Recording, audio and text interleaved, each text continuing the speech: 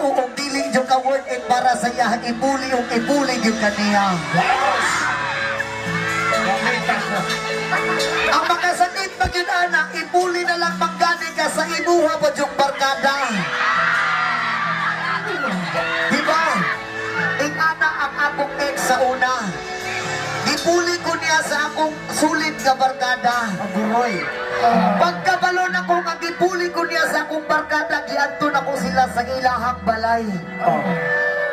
Ako siyang gianto, pag-abot ako silang balay, gituktok na ko ilang pultahan. Pagtuktok na ko sa ilang pultahan, di gawas o gibungat ang iyang malabirhen nga dagway. Pagkita na ko sa iya, ako siyang giistorya. Wala na'y pagduha-duha. Ako din siya gikumpronta. Unsa may daa sa akong barkada nga wala sa kuha. Unsa man imong gipangita sa akong barkada nga wala sa kuha. Kabalo mo sa iyang tubag sa kuha. Gipuli di ka sa imong barkada, ka imong barkada perting dakuha og dala. Dako kay dala nga kwarta. Di anak ko sa iya ha.